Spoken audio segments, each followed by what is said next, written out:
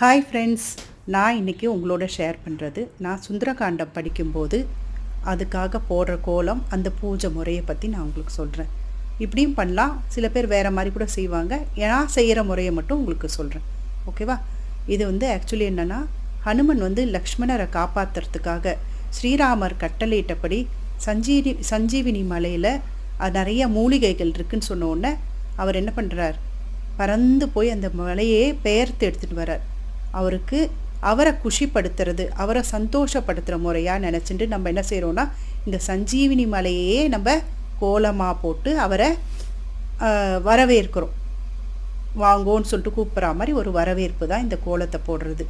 போட்டோன்னா அந்த கோலம் எப்படிப்பட்டதுன்னா, நம்ம சந்து புள்ளி வச்சு 6 புள்ளி வச்சு அடுத்த 5 புள்ளி இடையில புள்ளி வச்சு கோலம் போடுவோம் இல்லையா, அந்த மாதிரி சந்து புள்ளி வச்சு போடுறது.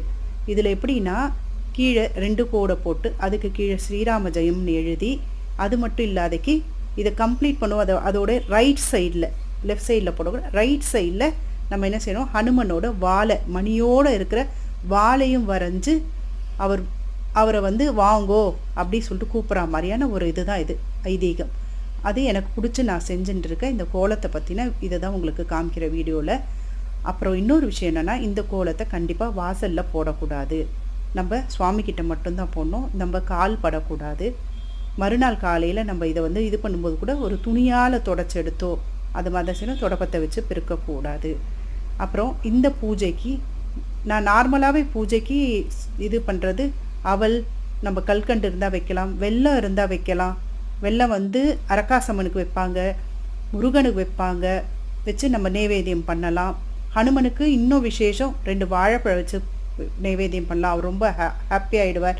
இந்த கோலம் போட்டு எதிர்த்தா போல் ஒரு மனையை வச்சு நம்ம ஸ்ரீராம ஜெயம் சொன்னால் கூட ஹனுமன் வருவார்ன்ற நம்பிக்கை இருக்குது இந்த விஷயத்தில்.